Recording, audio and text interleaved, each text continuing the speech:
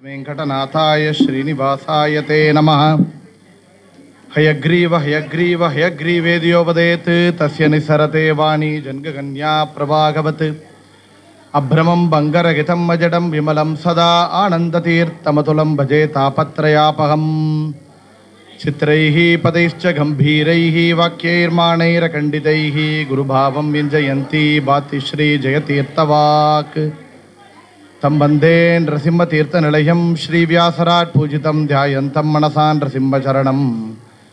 श्रीपादराजं गुरुम् अर्तिकल्पितकल्पोऽयं प्रत्यर्थिगजकेसरी श्रीव्यासतीर्थगुरुर्भूयात् अस्मदिष्टार्थसिद्धये।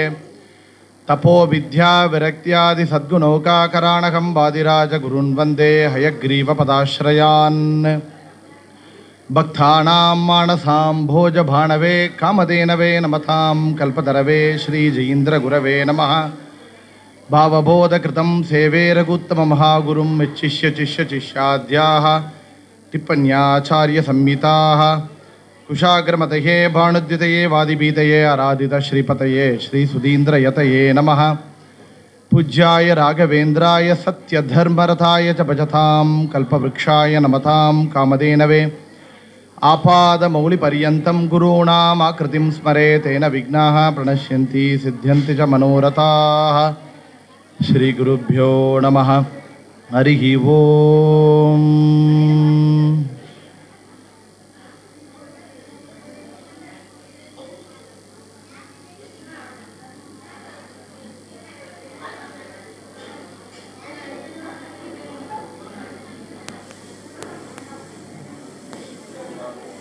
ಈ ಒಂದು ಶುಭ ಪರ್ವಕಾಲ ಅಧಿಕ ಮಾಸದ ಪರ್ವಕಾಲವಾಗಿದೆ. ಎಲ್ಲ ಕೊಂಚ ಅಮೈದೆ ಇದ್ದು ಕೇಳಿಗಿಲ್ದಿ ಅಂತೇಳಿ ನಾವು ಕೇಳಿಂತೇಮೋ ಪ್ರವಚನ ಆರಂಭ ಹಿಡಿದು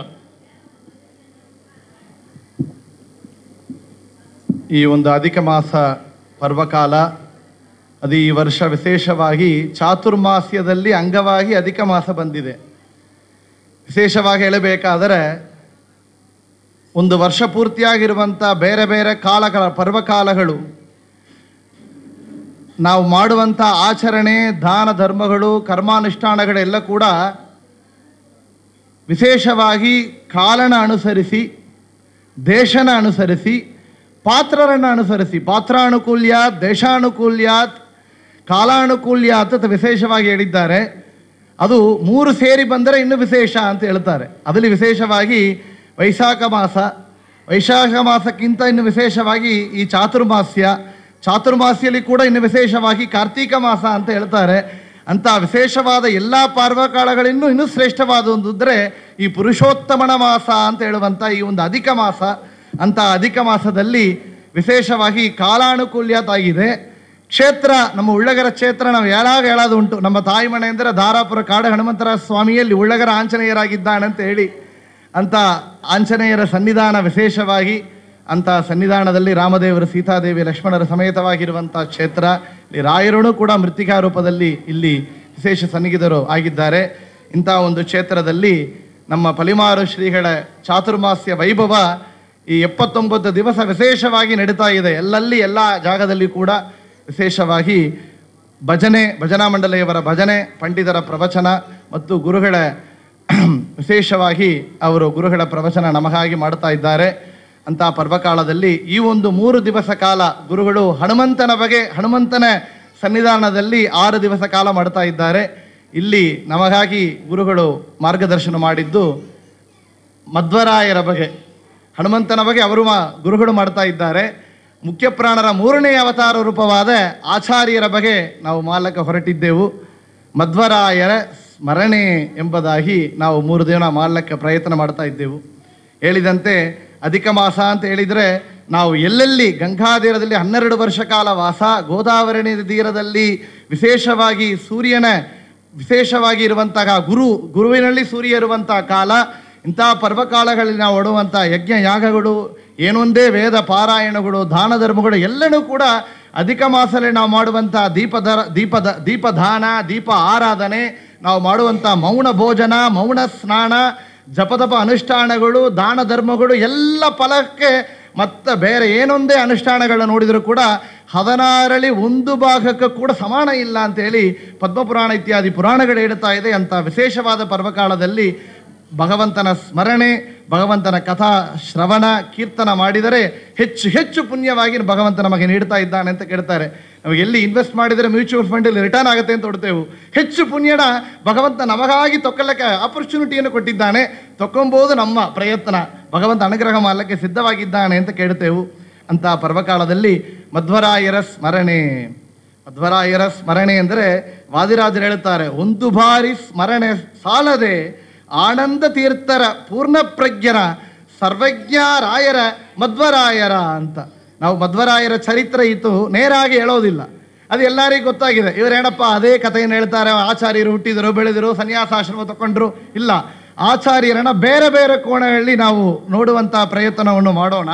ಅದು ಮಾಡಬೇಕಾದರೆ ಮಧ್ವರಾಯರನ ಕರುಣ ನಾವು ಪಡೆಯಬೇಕು ಅಂತ ಕೇಳ್ತಾರೆ. ಅವರು ಎಷ್ಟು ಚೆನ್ನಾಗಿ ವಿಜಯದಾಸರು ಹೇಳ್ತಾರೆ, ಮಧ್ವರಾಯರ ಕರುಣ ಪಡೆಯದವದರೆಯೊಳಗೆ ಇದ್ದರೇನು ಇಲ್ಲದಿದ್ದರೇನು. ಮಧ್ವರಾಯರ ಕರುಣ ಪಡೆಯದವದರೆಯೊಳಗೆ ಇದ್ದರೇನು ಇಲ್ಲದಿದ್ದರೇನು. ಮಧ್ವ ಮತವೇ ಮತವು ಸಕಲ ಶ್ರುತಿ ಸಮ್ಮತವು. ಮಧ್ವರಾಯರ ಧ್ಯಾನ ಅಮೃತಪಾನ. ಮಧ್ವರಾಯರ ಲೀಲೆ ನವರುತನದ ಮಾಲೆ. ಮಧ್ವರಾಯರ ಸ್ಮರಣೆ ಕುಲಕೋಟಿ ಉದ್ಧರಣೆ. ಮಧ್ವರಾಯರ ಸ್ಮರಣೆ ಕುಲಕೋಟಿ ಉದ್ಧರಣೆ. ಮಧ್ವರಾಯರ ಸ್ಮರಣೆ ಕುಲಕೋಟಿ ಉದ್ಧರಣೆ ಅಂತ ಮಧ್ವರಾಯರ ಸ್ಮರಣೆಯನ್ನೇ ಈ 3 ದಿವಸ ನಾವು ಮಾಡಲಿಕ್ಕೆ ಹೊರಟಿದ್ದೆವು. ಅಂತ ಸ್ಮರಣೆಯನ್ನ ಯಾವ ಥರ ಮಾಡಬೇಕು ಅಂದರೆ, ಒಂದು ಬಾರಿ ಸ್ಮರಣೆ ಸಾಲದೆ ಅಂದರು ವಾದಿರಾಜರು. ವಾದಿರಾಜರು ಒಂದು ಬಾರಿ ಸ್ಮರಣೆ ಸಾರದೆ ಆನಂದ ತೀರ್ಥರ ಪೂರ್ಣ ಪ್ರಜ್ಞರ ಸರ್ವಜ್ಞ ರಾಯರ ಮಧ್ವರಾಯರ ಅಂತ ವಾದಿರಾಜರು ಹೇಳಿದ್ದಾರೆ. ಪುರಂದರದಾಸರು ಹೇಳ್ತಾರೆ, ಇಲ್ಲೆಲ್ಲ ಒಂದು ಬಾರಿ ಸಾಲದು, ಯಾವಾಗಲೂ ಮಾಡಿ ಅಂದರು. ಯಾವಾಗಲೂ ಅಂದರೆ ಮಧ್ವರಾಯರ ನೆನೆದು ಪರಿಶುದ್ಧರಾಗಿರು ಅಂದರು. ಮಧ್ವರಾಯರ ನೆನೆದು ಪರಿಶುದ್ಧರಾಗಿರು. ಯಾವಾಗಲೆಲ್ಲ ಮಾಡಬೇಕು, ದೊಡ್ಡ ಲಿಸ್ಟ್ ಕೊಟ್ಟಿದ್ದಾರೆ, ನೋಡೋಣ ನಾವು. ಅಂಥ ರಾಯರನ್ನ, ಅಂಥ ಮಧ್ವರಾಯರನ್ನ, ಅವರ ಚರಿತ್ರೆಯನ್ನ, ಗುಣಗಳನ್ನ ನಾವು ಯಾತಕ್ಕೆ ಕೇಳಬೇಕು? ನಾರಾಯಣ ಪಂಡಿತಾಚಾರ್ಯರು ಸುಮಧ್ವ ವಿಜಯ ಮಹಾಕಾವ್ಯದಲ್ಲಿ ಪ್ರಥಮ ಸರ್ಗಳೆ ಹೇಳ್ತಾರೆ, ಆಚಾರ್ಯರ ಕವಿ ಚರಿತ್ರವನ್ನು ಹೇಳಕ್ಕೆ ಹೊರಟಿದ್ದೆವು. ಈ ಚರಿತ್ರೆಯನ್ನ ಯಾತಕ್ಕೆ ಕೇಳಬೇಕು, ಹೇಳಬೇಕು ಅಂದರೆ, ಉಚ್ಛಾವಚಾಯೇನ ಸಮಸ್ತ ಚೇಷ್ಟಾ ಕಿಂ ತತ್ರ ಚಿತ್ರಂ ಚರಿತಂ ನಿವೇದ್ಯಂ ಕಿಂತು ತಮ ಶ್ಲೋಕ ಶಿಖಾಮಣೀನಾಂ ಮನೋವಿಶುದ್ಧೈ ಚರಿತಾನುವಾದ. ನಮಗೆ ನಮ್ಮ ಹಲ್ಲು ಅಶುದ್ಧವಾಗಿದ್ದರೆ ಇತರ ಟೂತ್ಪೇಸ್ಟ್ ಇತ್ತನು ಡಂಗ್ ಕ್ಲೀನಿಂಗ್ ಏನೇನೋ ಮಾಡಬಹುದು. ದೇಹ ಅಶುದ್ಧವಾಗಿದ್ದರೆ ಸೋಪು ಇಟ್ಟು ಬೆಳಿಗ್ಗೆ ಸ್ನಾನವನ್ನು ಮಾಡಬಹುದು. ಮನಸ್ಸು ಅಶುದ್ಧವಾಗಿದ್ದರೆ ಒಂದೇ ಒಂದು ಮಾರ್ಗ ಅಂದರು. ಏನು ಅಂದರೆ ಮನೋವಿಶುದ್ಧೈ ಚರಿತಾನುವಾದ. ಆಚಾರ್ಯರ ಚರಿತ್ರೆಯನ್ನು ಕೇಳಿ ನಿಮ್ಮ ಮನಸ್ಸು ಶುದ್ಧಿ ಆಗತ್ತದೆ ಅಂತ. ಯಾತಕ್ಕೆ ಅಂದರೆ ಆಚಾರ್ಯರು ಸಾಮಾನ್ಯರಲ್ಲ, ಅವರು ನಮ್ಮನ್ನು ಶುದ್ಧ ಮಾಡುವವರು ಅಂತಾರೆ. ಪವಮಾನ ಅಂತ ಆಚಾರ್ಯರ ಹೆಸರು. ಯಾತಕ್ಕ ಪವಮಾನ? ಶ್ರೀಪಾದರಾಜರು ಹೇಳ್ತಾರೆ, ಮುಖ್ಯ ಪವಮಾನನು ಅಂತ ಕೋಟ್ ಮಾಡ್ತಾರೆ ತಮ್ಮ ಮಧ್ವನಾಮದಲ್ಲಿ. ಪವಮಾನ ಅಂತ ಹೇಳಿದರೆ ಶುದ್ಧ ಮಾಡುವವ ಅಂದರು. ಎಂಥ ಶುದ್ಧ ಮಾಡುವ ಗೊತ್ತೋ? ನಮ್ಮೊಳಗಿದ್ದು ಪ್ರಾಣ ಅಪಾನ ವ್ಯಾನಭೂದಾನ ಸಮಾನ ಆನಂದ ಭಾರತಿ ರಮಣ ಆನಂದ ಭಾರತಿ ರಮಣ ನೀನೇ ಶರ್ವಾದಿ ಗೀರ್ವಾಣ ಜಮರರಿಗೆ ಜ್ಞಾನಧನ ಪಾಲಿಪವರೇಣ್ಯ ಜ್ಞಾನಧನ ಪಾಲಿಪವರೇಣ್ಯ. ನಾಡು ನಿರುತ್ತದಲ್ಲಿ ಏನೇನೆಸಗುವೆ ಮಾನಸಾದಿ ಕರ್ಮ ನಿನಗೊಪ್ಪಿಸುವೆನು. ಪ್ರಾಣನಾಥ ಶ್ರೀ ವಿಜಯ ವಿಠಲನ ಕಾಣಿಸಿಕೊಡುವುದು ಭಾನು ಪ್ರಕಾಶ ಪವಮಾನ ಪವಮಾನ ಪವಮಾನ ಜಗತ ಪ್ರಾಣ ಸಂಕರುಷಣ ಭವ ಭಯಾರಣ್ಯ ದಹನ ಕರುಣಾ. ಪ್ರಾಣ ಅಪಾನ ವ್ಯಾಣ ಉದಾನ ಸಮಾನ ಅಂತ ಪಂಚಪ್ರಾಣನಾಗಿ ನಮ್ಮ ಉದರಕ್ಕೆ ಮೇಲೆ ಹೇಳುವಂತಹ ಪ್ರಾಣ ಶಕ್ತಿಯನ್ನ ದೇಹದಲ್ಲಿರುವಂಥ ಎಲ್ಲ ಇಂದ್ರಿಯಗಳಲ್ಲಿ ಆಕ್ಸಿಜನ್ನ ತಗೊಂಡೋಗಿ ಸೇರಿಸತ್ತಲ್ಲ. ಪ್ರಾಣಶಕ್ತಿಯನ್ನು ಮುಟ್ಟಿಸುವವರು ಯಾರು ಅಂದರೆ ಪ್ರಾಣನಾಮಕ ವಾಯುದೇವರ ಅಂತರ್ಯಾಮಿಯಾದ ಪ್ರಾಣನಾಮಕ ಪರಮಾತ್ಮ. ಅಪಾಣ ಅಶುದ್ಧಗಳನ್ನು ಹೊರಗೆ ಬಿಡಿಸ್ತಾ ಇದಲ್ಲ ಅಪಾಣವಾಯಿಕ ವಾಯುದೇವರು. ನೋಡಿ, ಒಂದು ದಿವಸ ಅದು ಕೆಲಸ ಮಾಡಲಾಗಿದ್ದರೆ ಹಾಸ್ಪಿಟಲ್ ಎಷ್ಟು ಖರ್ಚು ಮಾಡಬೇಕು ಅಂತ ಗೊತ್ತೋ ಅಂತ ಕೇಳ್ತಾರೆ. ಅಂಥ ವಿಷಯಗಳನ್ನು ಮಲಮೂತ್ರಗಳನ್ನು ವಿಸರ್ಜನೆ ಮಾಡಿ ನಮ್ಮ ಅಶುದ್ಧಗಳನ್ನ ಹೊರಗೆ ಹಾಕಬೇಕಾದರೆ ಅಪಾಣನಾಮಕ ವಾಯುದೇವರು ಮಾಡ್ತಾರೆ. ಇದು ಮಾತ್ರ ತಾನೇ ಶುದ್ಧವಾ ಅಂತ ಕೇಳಿದರೆ ಇದು ಇಲ್ಲ. ನೋಡಿ, ಆಚಾರ್ಯರು ನಮ್ಮೊಳಗೆ ಇದ್ದರೆ ನಾವು ಎಷ್ಟು ಶುದ್ಧರಾಗಿದ್ದೇವೆ ಅಂದರೆ ಅವರು ಇಲ್ಲದಿದ್ದರೆ ಎಷ್ಟು ಅಶುದ್ಧ ಅಂತ ಗೊತ್ತಾಗತ್ತೆ. ಕರ್ಣಾಭಿಮಾನಿ ಸೊರರು ದೇಗವನ ಬಿಡಲು ಕುರುಡಕ್ಕೆ ಬಿಡ ಮೂಕನೆಂದೆಣಿಸುವ ಪರಮ ಮುಖ್ಯ ಪ್ರಾಣ ದೊಲಗಲ ದೇಗವನು ಅರಿತು ಬೆರನೆಂದು ಬೇಳ್ವರು ಬುಧ ಜನ ಜಯ ಜಯ ಜಗತ್ರಾಣ ಜಗದೊಡಗೆ ಸುತ್ರಾಣ ಅಖಿಲ ಗುಣ ಸದ್ಧಾಮ ಶ್ರೀ ಮಧ್ವನಾಮ. ಈ ಕರ್ಣಾಭಿಮಾನಿ ದೇವತೆಗಳು ಹೊರಟುತ್ತಾರೆ. ಒಂದು ಕುರುಡಾಗಬಹುದು, ಕಿವುಡಾಗಬಹುದು, ಮೂಕ ಆಗಬಹುದು. ಪರಮ ಮುಖ್ಯ ಪ್ರಾಣ ಯಾವಾಗ ಈ ದೇಹವನ್ನು ಬಿಟ್ಟು ಹೊರಡುತ್ತಾನೆಯೋ ಹೆಣ ಅಂತ ಹೇಳಿದರೆ ಹತ್ತಿರ ಇರುವವರಲ್ಲ, ಮಹಾ ಮಕ್ಕಳು ಮೊಮ್ಮಕ್ಕಳೆಲ್ಲ. ದೂರದಲ್ಲಿ ನಮ್ಮ ಮಹಾ US ಇದ್ದಾರೆ, ನಮ್ಮ ತಾಯಿದ್ರು UK ಯಲ್ಲಿದ್ದಾರೆ, US ಎಲ್ಲಿದ್ದರೂ ಎಲ್ಲರೂ ಅಶುದ್ಧ, ಎಲ್ಲರಿಗೂ ಮೈಲಿಗೆ ಬಂದು ಬಿಡುತ್ತೆ. ಅವರು ಇದ್ದರೆ ಎಲ್ಲರೂ ಶುದ್ಧ, ಇಲ್ಲದಿದ್ದರೆ ಎಲ್ಲಿದ್ದರೂ ಅಶುದ್ಧ ಅಂದರು. ಅಷ್ಟು ವಿಶೇಷವಾದವರು ಪವಮಾನ ಆಚಾರ್ಯರು ನಮ್ಮೊಳಗಿದ್ದು ನಮ್ಮನ್ನು ಶುದ್ಧ ಮಾಡುವುದರ ಮನೋವಿಶುದ್ಧೈ ಚರಿತಾನುವಾದ. ಅವರ ಚರಿತ್ರವನ್ನು ಕೇಳಿ ಅಷ್ಟು ಶುದ್ಧವಾಗಿ ಮನಸ್ಸು ಶುದ್ಧ ಆಗಬೇಕಾದರೆ ಕೇಳಿ ಅಂತ ಆಚಾರ್ಯರ ಚರಿತ್ರೆಯನ್ನು ಕೇಳಬೇಕಾದರೆ ನಾವು ಹೇಳಿದ್ರು ಆಚಾರ್ಯರ ಸ್ಮರಣ ಮಾಡೋಣ ಅಂತ. ಯಾವ ಥರ ಮಾಡೋಣ? ಆಚಾರ್ಯರ ಗುಣಗಳ ಸ್ಮರಣ ಮಾಡೋಣ. ಅವರ ಆಚಾರ್ಯರ ಚರಿತ್ರೆನೇ ಇಟ್ಟುಕೊಂಡು ಆಚಾರ್ಯರ ಗುಣಗಳು ಯಾರು ಗುಣಗಳಲ್ಲಿ ಶ್ರೇಷ್ಠ ಅಂದರೆ ಅನಂತಾನಂತ ಕಲ್ಯಾಣ ಗುಣ ಪರಿಪೂರ್ಣ, ಸರ್ವದೋಷ ದೂರ ಅಂದರೆ ಭಗವಂತ ಒಬ್ಬನೇ. ಅವನಿಗೆ ಆಮೇಲೆ ಅಂದರೆ ಮಹಾಲಕ್ಷ್ಮಿ ಒಬ್ಬಳೆ, ಕೋಡಿಪಟ್ಟು ಮಹಾಲಕ್ಷ್ಮಿ. ಅದಕ್ಕೆ ಕೆಳಗೆ ಕೋಡಿಪಟ್ಟು ಕೆಳಗಿರುವವರು ಬ್ರಹ್ಮವಾಯುಗಳು. ಆಗ ಬ್ರಹ್ಮವಾಯುಗಳು ಅಂದರೆ ಭಾವಿ ಬ್ರಹ್ಮರು ನಮ್ಮ ಆಚಾರ್ಯರು, ಮುಖ್ಯ ಪ್ರಾಣರು. ಅಂತ ವಾಯುದೇವರ ಗುಣಗಳು ಎಂಥದ್ದು ಅಂದರೆ ಇದೇ ನಾರಾಯಣ ಪಂಡಿತಾಚಾರ್ಯರು ಸುಮಧ್ವಜಿ ಹೇಳ್ತಾರೆ, ಎಂಥ ಗುಣಗಳು ಗೊತ್ತೋ? ಯೇ ಗುಣ ನಾಮ ಜಗತ್ ಪ್ರಸಿದ್ಧಾ ಎಂತೇಷು ತೇಷು ಸ್ಮ ನಿದರ್ಶಯಂತಿ ಸಾಕ್ಷಾನ್ ಮಹಾಭಾಗವತ ಪ್ರಬರ್ಹಂ ಶ್ರೀಮಂತಮೇಣಂ ಹನುಮಂತಂ ಆಹುಹು. ನಮ್ಮ ಆಚಾರ್ಯರು ಹನುಮಂತನಿಗೆ ಎಷ್ಟು ಗುಣಗಳು ಉಂಟು ಅಂದರೆ ಯೇ ಗುಣಾನಾಮ ಜಗತ್ ಪ್ರಸಿದ್ಧಾ. ಈ ಜಗತ್ತಿನಲ್ಲಿ ಏನೇನು ಗುಣಗಳು ಒಳ್ಳೆ ಗುಣಗಳು ಅಂತ ಪ್ರಸಿದ್ಧವಾಗಿ ನಿಮಗೆ ಅರ್ಥವಾಗುತ್ತಾ ಇದೆಯೋ ಆ ಗುಣಗಳೆಲ್ಲ ನಮ್ಮ ಹನುಮಂತನಿಗೆ ಉಂಟು, ಭೀಮದೇವರಿಗೆ ಉಂಟು, ಆಚಾರ್ಯರಿಗೆ ಉಂಟು. ಅದಕ್ಕೋಸ್ಕರವಾಗಿ ನೋಡಿ ಆಚಾರ್ಯರ ಗುಣಗಳನ್ನು ಸ್ಮರಣ ಮಾಡಿ ಆಚಾರ್ಯರ ಮಹಿಮೆಯನ್ನು ಶ್ರವಣ ಮಾಡಿ ಅದು ನಮ್ಮ ಮನಸ್ಸನ್ನು ಶುದ್ಧ ಮಾಡುತ್ತೆ. ಪುರಂದರದಾಸರು ಹೇಳಿದರು, ಮಧ್ವರಾಯರ ನೆನೆದು ಪರಿಶುದ್ಧರಾಗಿರೋ ಪುಂತಿ ವೈಷ್ಣವ ಪದವ ಭವಾಪ್ತಿಯದನ್ನು ದಾಟಿರೋ ಅಂತ. ಭವಾಪ್ತಿಯನ್ನು ಭವರೋಗವನ್ನು ನಾವು ಬಿಡುಗಡೆ ಸರಿ ಮಾಡಬೇಕಾದ್ರೆ ಆಚಾರ್ಯರ ಸ್ಮರಣೆ ಅದು ಯಾವಾಗ ಹೇಳಬೇಕು ಹೇಳ್ತಾರೆ. ಒಂದು ಬಾರಿ ಅಂತ ವಾದಿರಾಜರು ಹೇಳಿದರು, ಆದರೆ ಪುರಂದರದಾಸರು ಹೇಳ್ತಾರೆ, ಉದಯದಲ್ಲಿ ಹೇಳುವಾಗ, ಮುಂದೆ ಸ್ನಾನ ಮಾಡುವಾಗ, ಒದಗಿ ನಿತ್ಯ ಕರ್ಮಗಳ ನಡೆಸುವಾಗ, ಹೃದಯದಲ್ಲಿ ಬೀಜಾಕ್ಷರ ಮಂತ್ರ ಜಪಿಸುವಾಗ ಸದಮಲಾನಂದ ಹನುಮಂತನ ನೆನೆಯಿರು ಅಂದರು. ಬೆಳಿಗ್ಗೆ ಎದ್ದದಂತ ಹೇಳ್ತಾ ಬರ್ತಾರೆ. ಎದ್ದದಂತ ಸ್ನಾನ ಆಚರಣೆ ನಾವು ಮಾಡುವಂಥ ಎಲ್ಲ ಕಾರ್ಯಕ್ರಮಗಳನ್ನು ಹೇಳಿ ಮುಂದೆ ವೈಶ್ವದೇವ ಇತ್ಯಾದಿಗಳನ್ನು ಮಾಡಿ ಊಟ ಮಾಡಿ ತೀರ್ಥ ತಕ್ಕೊಂಬಾವಳನ್ನು ಹೇಳಬೇಕು ಅಂತ ಹೇಳ್ತಾರೆ.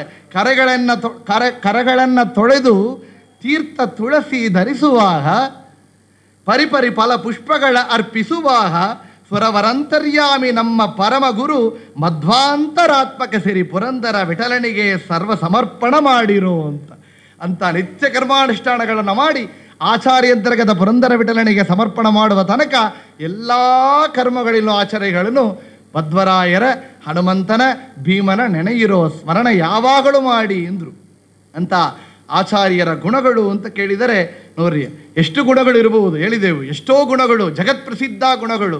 ವಾದಿರಾಜರು ಹೇಳ್ತಾರೆ, ಆನಂದ ತೀರ್ಥರೆಂಬೋ ಅರ್ತಿಯ ಬಸರುಳ್ಳ ಗುರುಮಧ್ವ ಮುಡಿರಾಯ ಏನೆಂಬೆ ನಿನ್ನ ಗುಣ ಮಹಾತ್ಮಗೆ ಗುರುಮಧ್ವ ಮುಡಿರಾಯ. ಅವರು ಭಾವಿ ಸಮೀರರು, ಮುಂದೆ ಸಮೀರ ಪದವಿಗೆ ವಾಯು ಪದವಿಗೆ ಬರುವಂಥವರು ವಾದಿರಾಜರು.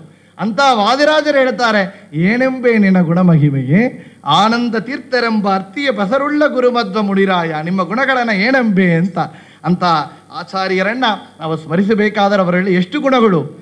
ಹನುಮಂತನ ಸ್ಮರಣ ಮಾಡಿದರೆ ನೀವು ಇಷ್ಟು ಸಿದ್ಧಿ ಆಗತ್ತೆ ಅಂತ ಹೇಳ್ತಾರೆ. ಬುದ್ಧಿರ್ಬಲಂ ಯಶೋಧೈರ್ಯಂ ನಿರ್ಭಯತ್ವಂ ಅರೋಗತಾಮಜಾತ್ಯಂ ವಾಕ್ಪಟುತ್ವಂ ಚ ಹನುಮತ್ ಸ್ಮರಣಾತ್ ಭವೇತ್.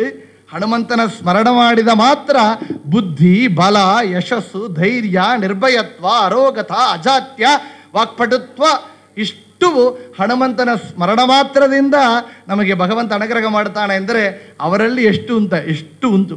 ನಾವು ಒಬ್ಬರಲ್ಲಿ ಹೊರಡ್ತೇವೆ, ಅವರು 1 ಲಕ್ಷ ಡೊನೇಷನ್ ಕೊಟ್ಟಿದ್ರು ಅಂದರೆ ಅವರಲ್ಲಿ ಎಷ್ಟಿರಬೇಕು? 1 crore ಇರಬಹುದು, ಇಲ್ಲ 100 crore ಇರಬಹುದು. ಅಷ್ಟಿರುವವರೇ 1 ಲಕ್ಷ ಕೊಡ್ತಾರೆ. ಸ್ಮರಣ ಮಾಡಿದ ಮಾತ್ರ ಇಷ್ಟು ಕೊಡಬೇಕಾದ್ರೆ ಅವರಲ್ಲಿ ಎಷ್ಟು ಗುಣಗಳು ಅಂದರೆ ಅಷ್ಟು ಗುಣಗಳು. ಏ ಗುಣಾನಾಮ ಜಗತ್ ಪ್ರಸಿದ್ಧ, ಅಷ್ಟು ಗುಣಗಳಿದೆ ಅವರಲ್ಲಿ. ಅಂತ ಆಚಾರ್ಯರನ್ನ ನಾವು ಏನೇನು ಅವರ ಮಹಿಮೆ ಅಂತ ನೋಡಬೇಕಾದರೆ ಅವರು ಅವತಾರವೇ ಮಹಿಮೆ ಅಂದರು. ಅವತಾರ ಅಂತ ತೆಗೆದುಕೊಳ್ಳೋಣ. ಅವರ ಬುದ್ಧಿ, ಬಲ, ಯಶಸ್ಸು, ಧೈರ್ಯ, ಜ್ಞಾನ, ವೈರಾಗ್ಯ, ಅವರು ತಪಸ್ಸು, ಅವರ ವಿದ್ಯೆ, ಅವರು ಮಾತೃಪಿತರಲ್ಲಿ ಮಾಡಿ ತೋರಿಸಿದ ಭಕ್ತಿ, ಗುರುಭಕ್ತಿ, ಅವರು ಭಗವಂತನಲ್ಲಿ ಇಟ್ಟಿರುವ ಭಕ್ತಿ, ಅವರ ವಿನಯ, ಅವರ ಚಾತುರ್ಯ ಎಲ್ಲನೂ ಕೂಡ ನಾವು ನೋಡಬಹುದು ಅವರ ಚರಿತ್ರದಲ್ಲಿ ಅಂತ ಕೇಳ್ತೇವೆ. ಆಗ ಅವರು ಮೊದಲೇ ಏನು ಬೇಕು? ಅವರ ಅವತಾರವೇ ನೋಡಬೇಕು. ಅವರು ನಮ್ಮಂಥ ಅವತಾರ ಜನನ ಮಾಡುವವರಲ್ಲ. ನಾವು ಯಾತಕ್ಕೆ ಹುಟ್ಟುತ್ತೇವು ಮೊದಲೇ ತಿಳಿಬೇಕು. ನಾವು ಹುಟ್ಟುವುದು ನಾವು ಮಾಡಿದ ಪಾಪ ಪುಣ್ಯ ಕರ್ಮಗಳ ಅನುಸರಿಸಿ ಅದನ್ನು ತೀರಿಸಬೇಕಾಗಿ. ಆದರೆ ಮತ್ತೇನು ಮಾಡ್ತೇವೆ? ಮುಂದೆ 10 ಜನ್ಮಕ್ಕೆ ಮತ್ತು ನಾವು ಕ್ರೆಡಿಟ್ ತಗೊಂತಾ ಇದ್ದೇವೆ ಪಾಪ ಪುಣ್ಯಗಳನ್ನು.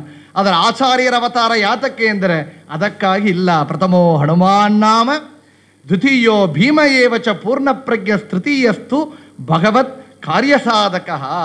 ಆಚಾರ್ಯರ ಅವತಾರ ಅಂದರೆ ಮುಖ್ಯ ಪ್ರಾಣ ದೇವರು 3 ಅವತಾರವನ್ನು ಮಾಡಿದ್ದಾರೆ. ಪ್ರಥಮೋ ಹನುಮಾನ್ ನಾಮ, ಹನುಮಂತ ಎಂಬ ನಾಮದಿಂದ ತ್ರೇತೆಯಲ್ಲಿ ರಘುಪತಿಯ ಸೇವೆ ಮಾಡುವನೆಂದು ವಾದಸುತ ಹನುಮಂತನೆಂದೆನಿಸಿದ ಅಂತ ಶ್ರೀಪಾದರಾಜರು ಕೊಂಡಾಡ್ತಾರೆ. ಯಾತಕ್ಕೆ ಹನುಮಂತ ಎಂದೇ ಅವತಾರ ಮಾಡಿದ? ತ್ರೇತೆಯಲ್ಲಿ ರಘುಪತಿಯ ಸೇವೆ ಮಾಡಬೇಕೆಂದು. ಆಗ ರಘುಪತಿ ರಾಮಚಂದ್ರ ದೇವರಿಗೆ ಸೇವೆಯನ್ನು ಮಾಡಬೇಕು ಎಂಬುದಾಗಿ ಅವತಾರವನ್ನು ಮಾಡಿದ್ದಾರೆ. ದ್ವಿತೀಯೋ ಭೀಮ ಏವಚ, ಎರಡನೇದಾಗಿ ಭೀಮಾವತಾರವನ್ನು ಮಾಡಿದ್ದಾರೆ. ಯಾಗ ದ್ವಾಪರ ಯುಗದಲ್ಲಿ. ಯಾತಕ್ಕೆ ಅಂದರೆ ಆ ಮಾರುತನೇ ಭೀಮ ನೆನೆಸಿ ದ್ವಾಪರದಲ್ಲಿ ಸೋಮ ಕುಲದಲ್ಲಿ ಜನಿಸಿ ಪಾರ್ಥರೊಡನೆ ಹಂಗಂತೇಳಿ ವಿಶೇಷವಾಗಿ ಮಧ್ವನಾಮಲಿ ಕೊಂಡಾಡ್ತಾರೆ. ಯಾತಕ್ಕೆ ಅಂದರೆ ಶ್ರೀಮಾಮಂ ಹನುಮತ್ ಸೇವ್ಯಂ, ಶ್ರೀಕೃಷ್ಣಂ ಭೀಮ ಸೇವಿತಂ, ಶ್ರೀವ್ಯಾಸಂ ಮಧ್ವ ಸಂಸೇವ್ಯಂ ನಮಾಮಿ ಜ್ಞಾನಸಿದ್ಧಯೇ ಅಂತ ಕೃಷ್ಣದೇವರಿಗೆ ಸೇವೆ ಮಾಡಬೇಕು ಎಂಬುದಾಗಿ ಎರಡನೆಯದಾಗಿ ಅವರು ಮಾಡಿದ ಅವತಾರ ಮಧ್ವ ಭೀಮನಾಗಿ ಅವತಾರ. ಮೂರನೆಯದಾಗಿ ಕಲಿಯುಗದಲ್ಲಿ ಅವರು ಯಾತಕ್ಕಾಗಿ ಅವತಾರವನ್ನು ಮಾಡಿದ್ದಾರೆ ಅಂದರೆ ಜ್ಞಾನಕ್ಕಾಗಿ, ನಮಗೆ ಸಜ್ಜನರಿಗೆ ಜ್ಞಾನವನ್ನು ನೀಡುವುದಕ್ಕಾಗಿ. ಇನ್ನೂ ವಿಶೇಷವಾಗಿ ಹೇಳಿದರೆ ವೇದವ್ಯಾಸರಿಗೆ ಅವರು ಮಾಡಿದ ಮೂಲ ಗ್ರಂಥಗಳು, ವೇದಗಳನ್ನು ವಿಭಾಗ ಮಾಡಿಕೊಟ್ಟವರು ಭಗವಂತನೇ ವೇದವ್ಯಾಸರಾಗಿ ಅವತಾರವನ್ನು ಮಾಡಿ ವ್ಯಾಸಾಯ ವಿಷ್ಣು ರೂಪಾಯ ವ್ಯಾಸರೂಪಾಯ ವಿಷ್ಣುವೇ ವ್ಯಾಸರಾಗಿ 28ನೇ ಈ ಒಂದು ದ್ವಾಪರ ಯುಗದಲ್ಲಿ ಅವತಾರ ಮಾಡಿದಾರಲ್ಲ ಅಂತ ವೇದವ್ಯಾಸರಿಗೆ ಸೇವೆ ಮಾಡಬೇಕಾದರೆ ಏನು ಮಾಡಬೇಕು? ಅವರು ಕೊಟ್ಟಿರುವ ಮೂಲ ಗ್ರಂಥಗಳು ಮಹಾಭಾರತ, ಪಂಚಮೋ ವೇದಕ ಎಂಬ ಮಹಾಭಾರತ, 18 ಪುರಾಣಗಳು, 18 ಉಪಪುರಾಣಗಳು, ಅವರು 4 ವೇದಗಳನ್ನು ವಿಭಾಗ ಮಾಡಿ ಕೊಟ್ಟಿರುವ ಆ ವೇದಗಳು, ಉಪನಿಷತ್ತುಗಳು ಬೇರೆಲ್ಲಕ್ಕೂ ಕೂಡ ಮುಖ್ಯವಾಗಿ ಬ್ರಹ್ಮಸೂತ್ರ, ಅದಕ್ಕೆಲ್ಲ ಮೂಲ ಗ್ರಂಥಗಳಿಗೆ ಬೇರೆ ಬೇರೆ ಭಾಷ್ಯಗಳು ಬಂದಿದೆ. ಆ ಭಾಷ್ಯಗಳಿಗೆ ಸರಿಯಾದ ಬೇರೆ ಬೇರೆ ಭಾಷ್ಯಗಳು ಬಂದಿದೆ, ಖಂಡನ ಮಾಡಿ ಸರಿಯಾದ ಭಾಷೆಯನ್ನು ಕೊಡಬೇಕು ಎಂಬುದಾಗಿ ಈ ಒಂದು ಕಲಿಯುಗದಲ್ಲಿ ಅವರು ಅವತಾರ ಮಾಡಿದ್ದಾರೆ ಎಂದರೆ ನಾವು ಕೇಳಿದೆವು. ಯಾತಕ್ಕೆ ಅವತಾರ ಅಂತ ನೋಡಿದೆವು. ಆದರೆ ಎಲ್ಲಿ ಬೇಕೆ ಹುಟ್ಟಬಹುದಲ್ಲ, ನಮ್ಮ ಮನೆಯಲ್ಲಿ ಆಚಾರ್ಯರು ಹುಟ್ಟುತ್ತಾರೆ, ಅವತಾರ ಮಾಡ್ತಾರೆ ಅಂತ ಕೇಳಿದರೆ ಸಾಮಾನ್ಯರಲ್ಲಿ ವಾಯುದೇವರ ಅವತಾರ ಆಗೋದಿಲ್ಲ ಅಂದರು. ಯಾತಕ್ಕೆ ನಾವು ಕೇಳಿದ್ದೆವು. ಹನುಮಂತರಾಗಿ ಅವತಾರ ಮಾಡಬೇಕಾದರೆ ಕೇಸರಿ ಅಂಜನಾದೇವಿ ದಂಪತಿಗಳು ಒಂದು ತಪಸ್ಸು ಅಂಜನಾದ್ರಿ ಪರ್ವದಲ್ಲಿ 12 ವರ್ಷ ಕಾಲ ತಪಸ್ಸನ್ನು ಮಾಡಿ ಆ ಹನುಮಂತನ ಮಗನಾಗಿ ಪಡೆದಿದ್ದಾಳೆ ಅಂಜನಾದೇವಿ. ಭೀಮಸೇನ ದೇವರು ಹುಟ್ಟಬೇಕಾದರೆ ಕುಂತಿದೇವಿ ಆ ಪಾಂಡು ದಂಪತಿಗಳು ಅಂಥ ಒಂದು ಸೇವೆಯನ್ನು ಮಾಡಿದ್ದಾರೆ.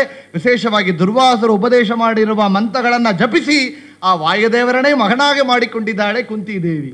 ಆವಾಗ ಆ ಥರ ನೋಡಿದರೆ ಇಲ್ಲಿ ಮಧ್ಯಗೇಗ ಭಟ್ಟರು ಇಲ್ಲಿ ಮುಖ್ಯ ಪ್ರಾಣರನ್ನ ತನ್ನ ಮಗನಾಗಿ ಮಾಡಿಕೊಳ್ಳಬೇಕಾದರೆ ಅವರು ಏನು ಮಾಡಿರಬೇಕು ಅಂದರೆ ವಿಶೇಷವಾಗಿ ಹೇಳ್ತಾರೆ.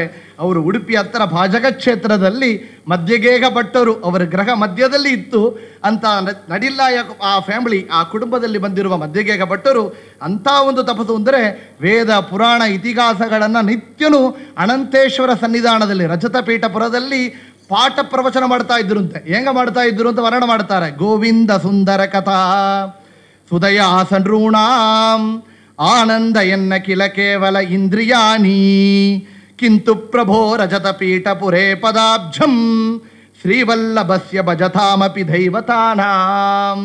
ಅಲ್ಲಿ ಮದ್ದಿಗೆಗ ಭಟ್ಟರು ಪ್ರವಚನ ಮಾಡಬೇಕಾದರೆ ದೇವತೆಗಳು ಶ್ರವಣ ಮಾಡ್ತಾ ಇದ್ರಂತೆ. ನೋಡಿ ಎಂಥ ಪ್ರವಚನ ಮಾಡಿರಬೇಕು. ಅಂತಹ ವಿಶೇಷವಾದ ಪ್ರವಚನವನ್ನು ಮಾಡಿದ್ದಾರೆ. ಜ್ಞಾನ ಕಾರ್ಯದಿಂದ ಸೇವೆ ಮಾಡಿದ್ದಾರೆ ಮತ್ತು ವ್ರತ ಉಪವಾಸಗಳಿಂದ ಸೇವೆ. ಎಂಥ ಸೇವೆ ಅಂದರೆ ಸುಮಧ್ವಿ ಮಹಾಕಾವ್ಯ ನಾರಾಯಣ ಪಂಡಿತಾಚಾರ್ಯ ಹೇಳ್ತಾರೆ, ತೀವ್ರೈಹಿ ಪಯೋವೃತ ಮುಖೈಹಿ ವಿವಿತೈರ್ವ್ರತಾಗ್ರಯೈಹಿ ಜಾಯಾಪತಿ ಗುಣಗಣಾರ್ನವ ಪುತ್ರ ಕಾಮೌ. ತೀವ್ರೈಹಿ ಪಯೋವೃತ ಮುಖೈಹಿ 12 ವರ್ಷ ಕಾಲ ಏನೊಂದು ವಾಮನನ ಮಗನಾಗಿ ಪಡೆಯಬೇಕಾದರೆ ಅತಿಥಿ ಕಶ್ಯಪರು ಒಂದು ಪಯೋವ್ರತ ಅಂದರೆ ಮುಂದೆ ಬರ್ತಾ ಇದೆ, ಅದು ಹಾಲನ್ನು ಬಿಡಬೇಕಾದ ವ್ರತ. ಈ ಪಯೋವ್ರತ ಪಾಲ್ಗುಣ ಮಾಸದಲ್ಲಿ ಮಾಡುವಂತಹ ವ್ರತ, ಹಾಲು ಮಾತ್ರ ಸ್ವೀಕಾರ ಮಾಡುವಂತಹ ವ್ರತ. ಅಂತಹ ವ್ರತವನ್ನು ಮಾಡಿ ವಿಶೇಷವಾಗಿ ಭಗವಂತನ ಅನುಗ್ರಹಕ್ಕೆ ಪಾತ್ರರಾದರಿಂದ ಆ ಮಣತನದಲ್ಲಿ ಆಚಾರ್ಯರಲ್ಲಿ ಅವತಾರ ಮಾಡಿದ್ದಾರೆ. ಆಚಾರ್ಯರ ಅವತಾರ ಮಾಡಬೇಕಾದರೆ ಹೇಳಿದೆವು, ಸಾಮಾನ್ಯರಲ್ಲಿ ಆಚಾರ್ಯರ ಅವತಾರ ಮಾಡೋದಿಲ್ಲ. ಆಗ ಎಲ್ಲಿ ಮಾಡಿದ್ದಾರೆ ಅಂದರೆ ಅಂಥ ಮಧ್ಯಗೇಗ ಭಟ್ಟರು ದಂಪತಿಗಳು ಮಾಡಿದ ಸೇವೆಗಾಗಿ ಅಲ್ಲಿ ವಿಶೇಷವಾಗಿ ಇನ್ನೊಂದು ಅವರು ಪ್ರಾರ್ಥನೆ ಮಾಡ್ತಾ ಇದ್ರಂತೆ. ನಾವು ಏನೇ ಓದುತ್ತಾ ಇದ್ದೇವೆ ಅಲ್ಲಿ ಅದ್ವೈತ ವಿಶೇಷವಾಗಿ ಬೆಳೆದಿತ್ತು. ಆ ಕಾಲದಲ್ಲಿ ನಾವು ಕೇಳ್ತೇವೆ ಆಚಾರ್ಯರ ಅವತಾರ ಮಾಡಿದ ಆ ಕಾಲ ಒಂದು ಸ್ಥಿತಿಯಲ್ಲಿತ್ತು ಅಂತ. ಆಗ ಅವರೀಗ ಈ ಒಂದು ಜಗತ್ ಮಿಥ್ಯ, ಜಗತ್ತು ಸುಳ್ಳು, ಭಗವಂತನ ನಾಡು ಒಂದೇ, ಪರಮಾತ್ಮ ಜೀವಾತ್ಮ ಒಂದೇ, ಭೇದಗಳು ಇಲ್ಲ, ತಾರತಮ್ಯ ಇಲ್ಲ ಇತ್ಯಾದಿಗಳನ್ನು ನೋಡ್ತಾ ಇದ್ದವರಿಗೆ ಮನಸ್ಸು ಸಮಾಧಾನ ಆಗಲಿಲ್ಲ. ನನಗೆ ಒಂದು ಮಹಾ ಆಗಬೇಕು. ಎಂಥ ಮಹಾ ಅಂದರೆ ಸುಜ್ಞಾನವನ್ನು ನನಗೂ ಕೊಡುವಂಥ ಒಂದು ಮಹಾ ಆಗಬೇಕು. ನೋಡಿ ನಾವು ಈ ಥರ ಮಾಡಬೇಕು.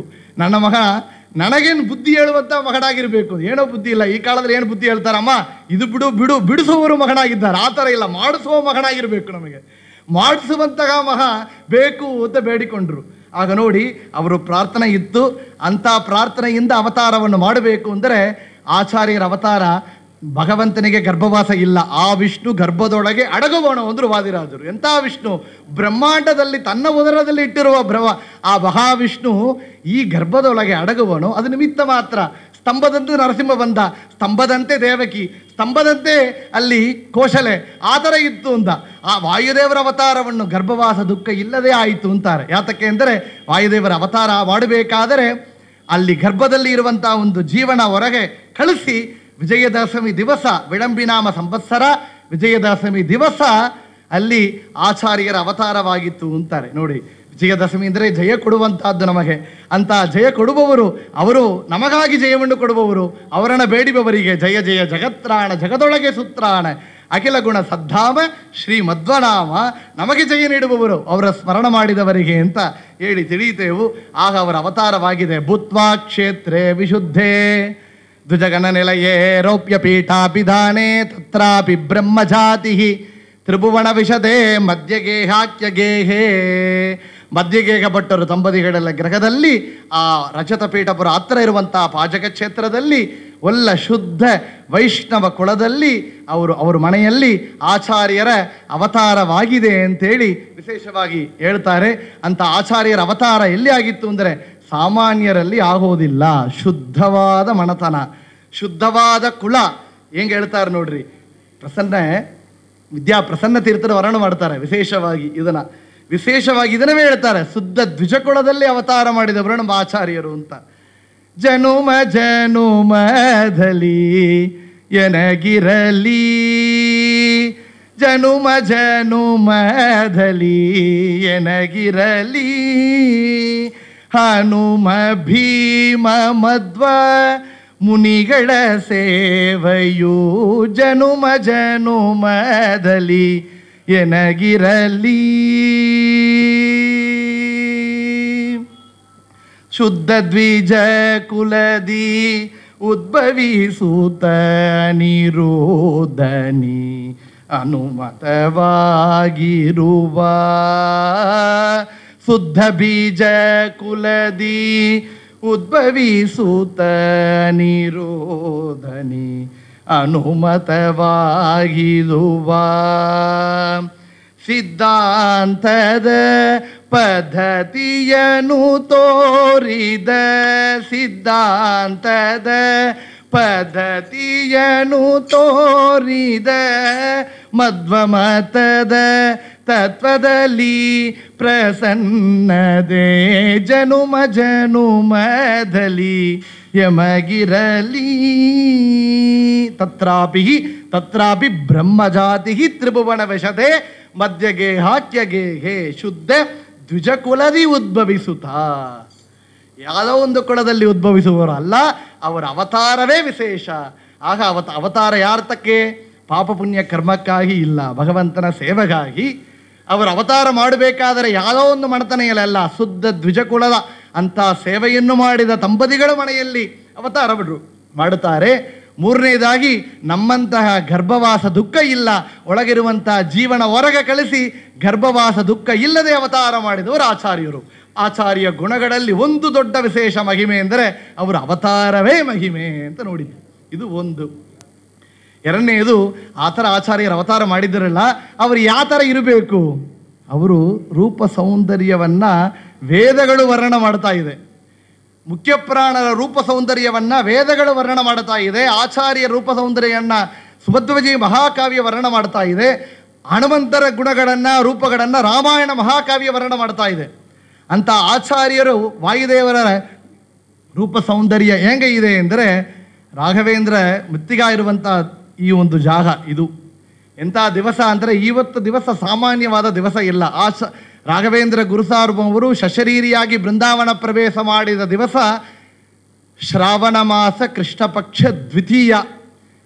ಈ ಒಂದು ತಿಂಗಳು ಅಧಿಕ ಮಾಸ ಆದದಿಂದ ಇದು ಅಧಿಕ ಶ್ರಾವಣ ಮಾಸ ಕೃಷ್ಣ ಪಕ್ಷ ದ್ವಿತೀಯ ಈತ ದಿವಸವೇ ಅದು. ಮುಂದೆ ಅದು ನಿಜವಾಸದಲ್ಲೇ ಅವರ ಆರಾಧನೆ ಬರ್ತಾ ಇದೆ. ಅಂತ ರಾಯರು ವಿಶೇಷವಾಗಿ ವಾಯುದೇವರ ಮಹಿಮೆಯನ್ನು ಪ್ರಾತಃ ಸಂಕಲ್ಪ ಗದ್ಯದಲ್ಲಿ ಹೇಳ್ತಾರೆ. ಹೇಳಬೇಕಾದರೆ ಅವರು ಎಂಥ ರೂಪ ಸೌಂದರ್ಯ ಅಂದರೆ, 32 ಲಕ್ಷಣೋ ವೇದಾಣ ಅಂದರು. 32 ಲಕ್ಷಣಗಳ ಹೊಂದಿದವರು ನಮ್ಮ ಆಚಾರ್ಯರು ಅಂತ.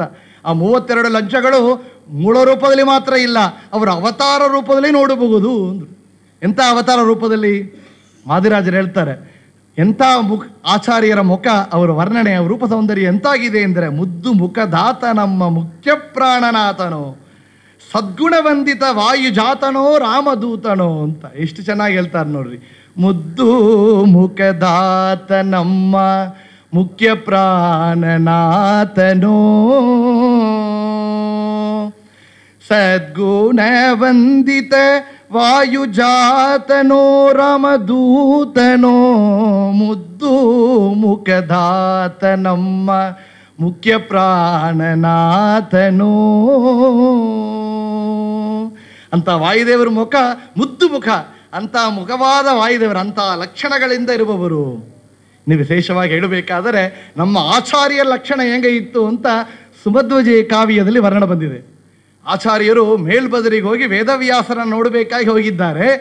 ಆಗ ಹೋಗುವಂತಹ ಸಮಯದಲ್ಲಿ ಋಷಿ ಮುನಿಗಳೆಲ್ಲ ಇರುವಂಥ ಸಮೂಹದು ಅಂಥ ಒಂದು ಸನ್ನಿಧಾನ. ರಾಮಾಯಣ ಮಹಾಭಾರತ ಇತಿಹಾಸಗಳಲ್ಲಿ ಗಿಡಗಳಲ್ಲಿ ಇತ್ತಂತೆ. ಅಂಥ ಒಂದು ಸನ್ನಿಧಾನ, ವೇದವ್ಯಾಸರ ಸನ್ನಿಧಾನ ಅಂದರೆ ಹೆಂಗಿರಬೇಕು? ಅಂಥ ಸನ್ನಿಧಾನದಲ್ಲಿ ಮಧ್ವಾಚಾರ್ಯರ ಆಚಾರ್ಯರಲ್ಲಿ ಹೊರಗೆ ಹೋಗಬೇಕಾದರೆ ಮೇಲ್ಬದರಿಗೆ ಹೋಗಿದರೆ ಅಲ್ಲಿರುವಂಥ ನೋಡಿದರು ಅಂತ. ಬರುವವರು ಯಾರು? ಅವರು ನೋಡಿದರೆ ಸೂರ್ಯಕೋಟಿ ಪ್ರಕಾಶ ಕಾಣ್ತಾ ಇದೆ. ಓ ಸೂರ್ಯನೋ? ಇಲ್ಲ, ಸೂರ್ಯ ಬಂದಿದ್ದರೆ ಇಷ್ಟೊತ್ತು ಆ ಬೆಂಕಿ, ಆ ಹೀಟ್ ತಾಳಕ್ಕಾಗೋದಿಲ್ಲ ನಮಗೆ, ತಂಪಗ ಕಾಣ್ತಾರಲ್ಲ. ಆಗ ಚಂದ್ರನು ಅಂದರೆ ಚಂದ್ರನ ಕಾಂತಿ ಇಷ್ಟು ಇರೋದಿಲ್ಲವೇ? ಆಗ ಸೂರ್ಯನೂ ಇಲ್ಲ, ಚಂದ್ರನೇ ಇಲ್ಲ, ಕೋಟಿ ಸೂರ್ಯ ಪ್ರಕಾಶ ಅಂದರೆ ಬಂದವರು ಬ್ರಹ್ಮವಾಯುಗಳಾಗಿರಬೇಕು. ಆದರೆ ಬ್ರಹ್ಮದೇವರು ಭೂಲೋಕಕ್ಕೆ ಬರೋದಿಲ್ಲ, ಬಂದಿರುವವರು ವಾಯುದೇವರೇ ಎಂದರು. ವಿಶೇಷವಾಗಿ ಕನಕ ತುಲಸಾಂತಾಲ ಸನ್ನಿಭ ಕಮಲಾಕ್ಷೋ ವಿಮಲೇಂದು ಸನ್ಮುಖ ಗಜರಾಜ ಗತಿರ್ಮಹಾಭುಜ ಪ್ರತಿಯಾನ್ ಕೋಯಮ ಪೂರ್ವಪುರುಷ. ಆಚಾರ್ಯರು ಬಂದಾಗ ಹೆಂಗಿತ್ತು ಅಂದರೆ ಅವರ ದೇಹ ಕಾಂತಿ ಸ್ವರ್ಣಮಯವಾದ ದೇಹ. ಅವ್ರ ಕಣ್ಣುಗಳು ಹೆಂಗೆ, ಅವರು ನೇತ್ರ ಹೆಂಗೆ ಇತ್ತು ಅಂದರೆ ಪದ್ಮದಂತೆ ಇತ್ತು ಅಂತೆ. ಅವರು ಗಜ ನಡೆಯೋದು ಹೆಂಗಿತ್ತು ಅಂದರೆ ಗಜದಂತೆ, ಯಾಣೆಯಂತೆ ಅವರು ನಡುವಂಥ ಆ ಸ್ಟೈಲ್ ನೋಡ್ತಾರೆ ನೋಡ್ರಿ. ನಡೆದು ಬರುವಂಥ ಗಜದಂತೆ ಅವರು ನಡೆ, ಅವರು ನೇತ್ರ ಪದ್ಮಗಳಂತೆ, ದೇಹ ಸೂರ್ಯಕೋಟಿ ಪ್ರಕಾಶ ಚಂದ್ರನಂತೆ ತಂಪಗಿರುವಂಥ ಅವರು ದೇಹ, ಅವರು ಮುಂದೆ ಚಂದ್ರನಂತೆ ಅವರು ಮುಖ. ಈ ಥರ ಸುಮಧ್ವಜಿ ಮಹಾಕಾವ್ಯ ಯಾತಕ ವರ್ಣನೆ ಮಾಡ್ತಾ ಇದೆ ಅಂದರೆ 32 ಲಕ್ಷಣಗಳು ಆಚಾರ್ಯರಿಗೆ ಮೂರು ಅವತಾರದಲ್ಲಿನೂ ಉಂಟು ಅಂತ. ಅದಕ್ಕೋಸ್ಕರ ನೋಡಿ ಪುರಂದರದಾಸರು ಹೇಳ್ತಾರೆ, ನಮ್ಮ ಮುಖ್ಯ ಪ್ರಾಣ ಸಾಮಾನ್ಯನಲ್ಲ, ಅವ ಸುಂದರ ಮೂರ್ತಿ ಎಂದರು. ಸುಂದರ ಮೂರ್ತಿ ಮುಖ್ಯ ಪ್ರಾಣ ಬಂಧನಮ್ಮ ಮನೆಗೆ. ಸುಂದರ ಮೂರ್ತಿ ಮುಖ್ಯ ಪ್ರಾಣ ಬಂಧನಮ್ಮ ಮನೆಗೆ. ಪ್ರಾಣ ಬಂದ ಮನೆಗೆ ಶ್ರೀರಾಮನಾಮ ಧ್ವನಿಗೆ. ಮುಖ್ಯ ಪ್ರಾಣ ಬಂದ ಮನೆಗೆ ಶ್ರೀರಾಮನಾಮ ಧ್ವನಿಗೆ. ಸುಂದರ ಮೂರ್ತಿ ಮುಖ್ಯ ಪ್ರಾಣ ಬಂಧನಮ್ಮ ಮನೆಗೆ. ಸುಂದರ ಮೂರ್ತಿ ಮುಖ್ಯ ಪ್ರಾಣ ಬಂಧ ನಮಗೆ ಅಂತ ಹೇಳ್ತಾರೆ. ಅಂತಹ ಸುಂದರವಾದ ಮೂರ್ತಿ 32 ಲಕ್ಷಣಗಳನ್ನು ಮೂಲ ರೂಪದಲ್ಲಿ ಮಾತ್ರ ಅಲ್ಲ, ಅವತಾರ ರೂಪದಲ್ಲಿನೂ ಕೂಡ ಅಂತ. ಇನ್ನೊಂದು ಎಕ್ಸಾಂಪಲ್ ಹೇಳಬೇಕಾದ್ರೆ, ವಾದಿರಾಜರು ಶ್ರೀನಿವಾಸ ಕಲ್ಯಾಣದಲ್ಲಿ ವರ್ಣನೆ ಮಾಡ್ತಾ ಇದ್ದಾರೆ. ವಾದಿರಾಜರು ಮಾಡಿಕೊಟ್ಟಿರುವ ಶ್ರೀನಿವಾಸ ಕಲ್ಯಾಣ, ಅದರಲ್ಲಿ ಭಗವಂತ ಬೇಟೆಗೆ ಹೊರಟಿದ್ದ. ಆಗ ಭಗವಂತನಿಗೆ ವಾಹನವಾಗಿ ಬಂದದ್ದು ಯಾರು? ಒಂದು ಕುದುರೆ ಅಂತ ಕೇಳ್ತೇವೆ. ಆ ಕುದುರೆ ಇಲ್ಲದು ವಾಯುದೇವರೇ, ವರದೋ ವಾಯುವಾಹನ ಅಂತ ಭಗವಂತನಿಗೆ ನಾಮ. ವಾಯುದೇವರೇ ವಾಹನನಾಗಿ ಬಂದರು ಕುದುರೆ ರೂಪದಲ್ಲಿ. ಆ ಕುದುರೆ ಅಂತ ಹೇಳಿರ್ಬೋದಲ್ಲ, ವಾದಿರಾಜರು ಹೇಳ್ತಾರೆ ಕನಕಭೂಷಿತವಾದ ಕುದುರೆ ಕಮಲನಾಭ ವೇರಿದ ಅಂದರು. ಆತಕ್ಕೆ ಕನಕಭೂಷಿತ ಅಂತ ಅಲ್ಲಿ ಕೋಟ್ ಮಾಡ್ತಾರೆ. ಅಂದರೆ ಬಂದವರು ಸಾಮಾನ್ಯರಲ್ಲ, ಕನಕಭೂಷಿತವಾದ 32 ಲಕ್ಷಣಗಳಿರುವಂಥ ವಾಯುದೇವರು ಅಂತ. ಅಲ್ಲಲ್ಲಿ ನೋಡ್ಬೋದು ನಾ ಏನೊಂದೇ ಅವತಾರವನ್ನು ತೆಯಿ, ಏನೊಂದೇ ವಾಯುದೇವ ರೂಪವನ್ನು ತೋಯಿ, ಅದನ್ನು ತೆಗೆದರೆ ಅಂಥ ವಿಶೇಷ ಮಹಿಮನ ಎಲ್ಲ ಪುರಾಣಗಳಲ್ಲಿ ನೋಡ್ಬೋದು. ವಾಯುದೇವರಿಗೆ ಅಂಥ ಒಂದು ಲಕ್ಷಣ, ಆಚಾರ್ಯರಿಗೆ ಅಂಥ ಒಂದು ಲಕ್ಷಣ ಇತ್ತು ಅಂತ. ಮುಂದೆ ಅವರ ಬೇರೆ ಗುಣಗಳು, ಈಗ ಅವರ ಅವತಾರ ಏನು, ಅವರ ಜನಡ ಎಂಥ ಮಹಿಮೆ, ಅವರ ರೂಪ ಸೌಂದರ್ಯ ಎಂಥದ್ದು ಅಂತ ನೋಡಿದ್ದೆವು. ಮೂರನೇದಾಗಿ ನಾವು ನೋಡಬೇಕಾದ್ದು ಅವರು ಬಲ, ಅವರು ಧೈರ್ಯ, ಅವರು ಪರಾಕ್ರಮ. ಇದೆಲ್ಲ ನೋಡೋಣ. ವಾಯುದೇವರ ಧೈರ್ಯ, ಬಲ, ಪರಾಕ್ರಮ ಅಂದರೆ ಇದು ಗೊತ್ತಾಗಿದೆಯಲ್ಲ. ಅವರು ಆಚಾರ್ಯರ ಅವತಾರದಲ್ಲಿನೂ ಅಲ್ಲಿ ತೋರಿಸಿದ್ದಾರೆ. ಎಂಥ ಒಂದು ಬಲ ಅವರಿಗಿತ್ತು ಕೇಳ್ತೇವೆ. ಬಾಲ್ಯದಲ್ಲಿ ಸಣ್ಣ ಬಾಲಕ ಅವರು ವಾಸುದೇವ ಪೂರ್ವಾಶ್ರಮದಲ್ಲಿ, ಅವರ ತಾಯಿ ವೇದವತಿ ಎಲ್ಲಿ ಹೊರಗೆ ಹೋಗಿದ್ರು, ಹೊರಗೆ ಹೋಗಿ ಬಂದರೆ ಕೆಲಸ ಕೊಡು ಚಿನ್ನ. ಈ ಕಾಲ ಮಕ್ಕಳಲ್ಲಿ ಊಟ ಮಾಡಿದ ತಟ್ಟು ಕೂಡ ಯಾವುದಲ್ಲ. ಆಚಾರ್ಯರವರ ತಾಯಿ ಎಷ್ಟು ಕೆಲಸ ಮಾಡ್ತಾ ಅಂತ ನೋಡ್ರಿ ಗೊತ್ತಾಗತ್ತೆ. ವಾಸುದೇವ ಕೊಂಚ ಹಾಲು ಮೊಸರು ಪಾತ್ರೆ ಎಲ್ಲ ತೆರೆದಿದೆಯಪ್ಪ, ಏನೋ ಬಿದ್ದೋಡು ಹೊತ್ತ ಮುಚ್ಚಿ ಇಡುಪ್ಪ ಅಂದರು. ಅವರು ಏನು ಕ್ಲಾರಿಫಿಕೇಶನ್ ಆಚಾರ್ಯರೆಲ್ಲ ಅಮ್ಮ ಹೇಳಿದರೆ ಎರಡನೇ ಮಾತಿಲ್ಲ, ನೇರ ಓಡಿದರು. ಹಾಲು ಮೊಸರು ಮುಟ್ಟಿಬಿಡ್ಬೇಕು, ಅಮ್ಮ ತಟ್ಟೆ ಇಲ್ಲ, ಅದು ಇಲ್ಲ, ತೊಳಿಲಿಲ್ಲ, ಅದು ತೆರೆದಿದೆ, ಏನೂ ಹೇಳೋದಿಲ್ಲ. ನೇರ ನೋಡಿದರು, ದೊಡ್ಡ ದೊಡ್ಡ ಕಲ್ಲುಗಳಿತ್ತಲ್ಲಿ. ಆ ಕಲ್ಲನ್ನ ತೆಗೆದರು, ಮುಚ್ಚಿ ಇಟ್ಟರು. ಅವ್ರ ಅಮ್ಮ ಬಂದು ನೋಡಿದರೆ ಎಲ್ಲಿ ಪಾತ್ರೆಯೇ ಕಾಣಿಸಲ್ಲ, ಅಡುದೊಡ್ಡ ಪಾತ್ರೆ ತೆಗೆದು ಕಡಿಸಿ, ಹಾಳು ಮೊಸರೇ ಕಾಣಲಿಲ್ಲ. ಅಮ್ಮ ಮುಚ್ಚಿಟ್ಟಿದ್ದಾರಮ್ಮ, ತಲ್ಲಿದೆ, ದೊಡ್ಡ ಕಲ್ಲಿಟ್ಟು ಮುಚ್ಚಿ ಇಟ್ಟೆ ಅಂತ. ಇವತ್ತು ಕೂಡ ಪಾಚಕ ಕ್ಷೇತ್ರದಲ್ಲಿ ಹೋಗಿದರೆ ಆಚಾರ್ಯರು ಮಾಡಿದ ಪರಾಕ್ರಮ ನಾವು ಕಣ್ಣಿಂದ ಕಾಣಬಹುದು. ಇವರು ಹಾಲು ಮೊಸರು ಮುಚ್ಚಿ ಇಟ್ಟ ಪಾರ್ತಾರೆ ಅಂತ ನಮಗೆ ತೋರಿಸ್ತಾ ಇದ್ದಾರೆ. ಇದು ಸಾಮಾನ್ಯ ವಯಸ್ಸದಲ್ಲಿ ವಾಸುದೇವನಾಗಿದ್ದಾಗ. ಆಚಾರ್ಯರು ಮುಂದೆ ಪೀಠವನ್ನು ಧರಿಸಿ ಅವರು 70 ವರ್ಷ ಕಾಲಕ್ಕೆ ಮೇಲೆ ಇದ್ದವರು ಅಂತ ಕೇಳ್ತೇವೆ. ಪೂರ್ವಲ್ಲಿ ಕಣ್ಣಿಗೆ ದೃಶ್ಯದಿಂದ ಇದ್ದವು.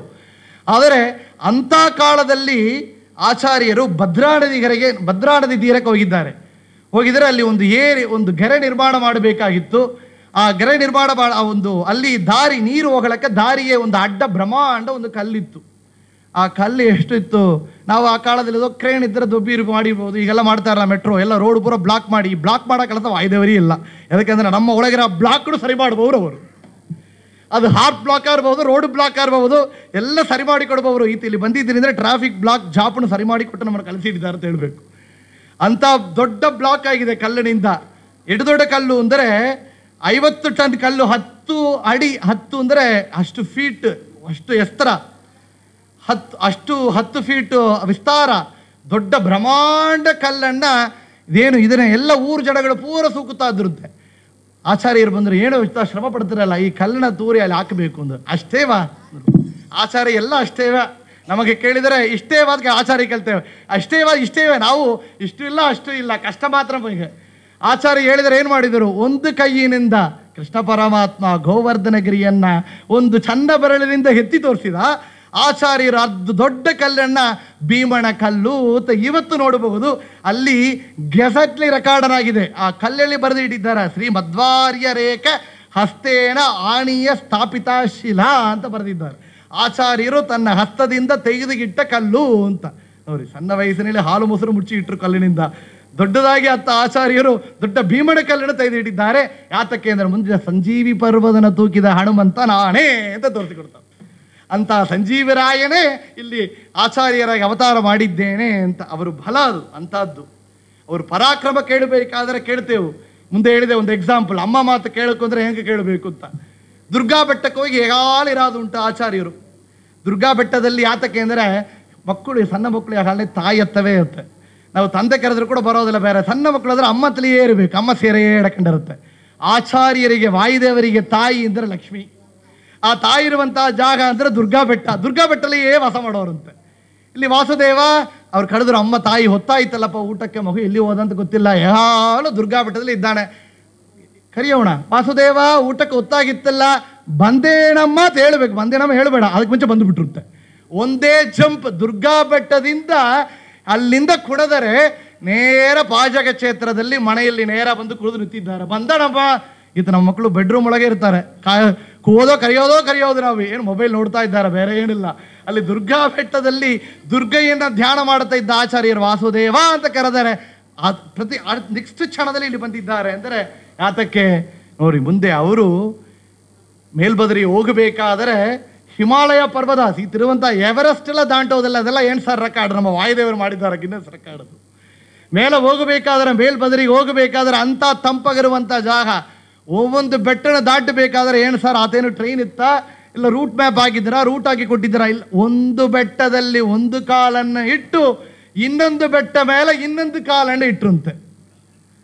ಸತ್ಯತೀರ್ಥರಿಗೆ ಸಾಧ್ಯ ಆಗಲಿಲ್ಲ. ಗುರುಗಳೇ ಅಂದರು ನೋಡ್ರಿ, ಆಚಾರ್ಯರು ಉಸ್ ಅಂದ್ರೆ ಇಂಟ್, ಇನ್ನೆ ಬುಸ್ ಅಂದ್ರೆ ಒಳಗೆ ಹೋಗ್ಬೇಕು, ಇನ್ ಔಟ್. ಆಚಾರ್ಯರು ಬಂಡ್ರಿ ಅಂದ್ರೆ ವೈಕುಂಠಕ್ಕೆ ದಾರಿ, ಬಂಡಿ ಒಳಗೆ ಬಂಡಿ ನಿಮಗೆ ರೆಕಮೆಂಡ್ ಮಾಡ್ತಾನೆ ಅಂತಾರೆ. ಹೋಗಿ ಅಂದ್ರೆ ಅಂಥದ್ದು ದೋಸಲು ಬಿಡಬೇಕು. ಇಲ್ಲಿ ಸತ್ಯತೀರ್ಥರಿಗೆ ಮುಳ್ಳೀರ ಸ್ವಾಮಿ ನಮ್ಮಂದ ಅಂದರು, ಹಿಂಗೆ ಕೈ ತೋರಿಸಿದ್ರು ಅಷ್ಟೇ. ನೇರ ಎಲ್ಲಿ ಹೋಗಬೇಕು, ಕಲಗ ಬದರಿಯಲ್ಲಿ ಅಲ್ಲಿ ಬದರಿ ನಾರಾಯಣ ಸನ್ನಿಧಾನ ಬಂದು ಕುಡಿಸಿಬಿಟ್ರು. ನೇರಾಗಿ ಬಂದು ಅಂಥ ಲ್ಯಾಂಡಿಂಗ್ ಈತ ಫ್ಲೈಟ್ ಕೂಡ ಮಾಡೋದಿಲ್ಲ. ಟೇಕ್ ಆಫ್ ಮಾಡಬೇಕು, ಲ್ಯಾಂಡ್ ಆಗಬೇಕು ಅಂದ್ರೆ ಅಂಥ ಸೇಫ್ಟಿಯಿಂದ ಲ್ಯಾಂಡ್ ಮಾಡಬೇಕು ಅಂದರೆ ಆಚಾರ್ಯರು ಮಾಡಬೇಕು. ಅಂಥ ಆಚಾರ್ಯರು ಸಮುದ್ರವನ್ನು ದಾಟಿದ ಹನುಮಂತ ನಾನೇ ಅಂತ ಇಲ್ಲಿ ತತ್ತು ತೋರಿಸಿಕೊಡ್ತಾರೆ. ಎಂಥ ವಾಯು ಪರಾಕ್ರಮ! ಅಂತ ವಾಯುದೇವರು ಬಲದಿಂದ ಬಲವಂತ ತೋರಿಸಿದ್ದಾರೆ, ಭಟ್ಟಗಳನ್ನ ದಾಂಟುಗಳಿಂದ ತೋರಿಸಿಕೊಟ್ಟಿದ್ದಾರೆ ತನ್ನ ಪರಾಕ್ರಮನನ್ನ, ಗುಣಗಳನ್ನ. ಇಲ್ಲಿ ನೋಡ್ರಿ, ವಿಶೇಷವಾಗಿ ಆಚಾರ್ಯರ ಬಗ್ಗೆ ಇನ್ನೂ ವಿಶೇಷವಾಗಿ ನೋಡ್ತೇವೆ. ಅವರ ಬಲ ಇಂದು ಎಷ್ಟಿತ್ತು ಆಚಾರ್ಯರ ಬಗ್ಗೆ ಎಲ್ಲ. ಈ ಅವರು ಬಲವನ್ನ ಕೇಳಿ ನೀವು ಇಷ್ಟು ತೂಕಿ ಇಟ್ರಿಂತೆ, ಇಷ್ಟು ಮಾಡಿರಿ ಇಂತೆ. ದೊಡ್ಡ ದೊಡ್ಡ ಮಲ್ಲರು ಬಂದರು. ಮಲ್ಲರು ಅಂದರೆ ಈ ಗುಂಡಾಸ್ ಹೇಳ್ತೇವಲ್ಲ, ಇತ್ತು ಎಲ್ಲ ಇದ್ದಾರೆ ಗುಂಡಾಸ್ ಎಲ್ಲ ಬೇರೆ ಬೇರೆ ಕಾರ್ಯಕ್ಕಾಗಿ. ಅವರೆಲ್ಲ ಎಂಥ ಅವರು ಅಂದರೆ 10-50 ಬಂದರೂ ತೂಕಿದರೂ ಸಾಧ್ಯ ಇಲ್ಲದಂತಹ ವಸ್ತುಗಳನ್ನು ತೂಕುವಂತೆ ಹೇಳ್ತಾರೆ. ಅಲ್ಲಿ ಶಿವ, ಅಗ್ನಿ, ವಸುದೇವ, ಉಗ್ರ ಇವರೆಲ್ಲ ಈ ಬೇರೆ ದೊಡ್ಡ ಮಲ್ಲರು ಇವರೆಲ್ಲ ಆಚಾರ್ಯದಲ್ಲಿ ಬಂದಿರುತ್ತೆ. ಆಚಾರ್ಯರನ್ನ ನಾನು ಗೆದ್ದೇ ತಿಳ್ತೇನೆ. ಆಚಾರ್ಯರ ವೇದಘೋಷ ಮಾಡ್ತಾ ಇದ್ರು.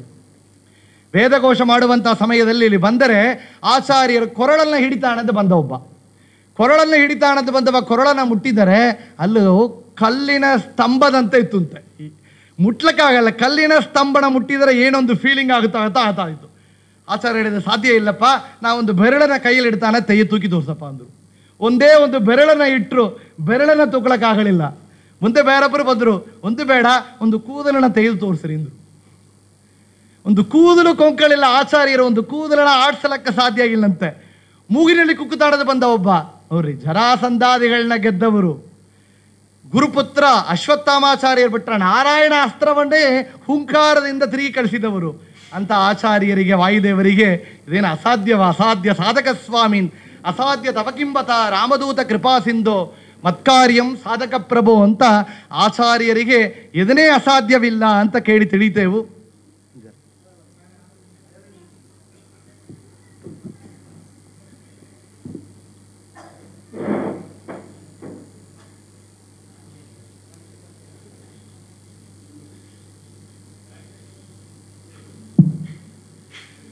ಪರಿಮಾಡು ಶ್ರೀಗಳು, ಗುರುಗಳು ಆಗಮಿಸಿದ್ದಾದರೆ ಎಲ್ಲರೂ ಎದ್ದು ಕೂಡ ನಮಸ್ಕಾರವನ್ನು ಮಾಡಬೇಕು ಅಂತ ಕೇಳಿಂತೀವಿ.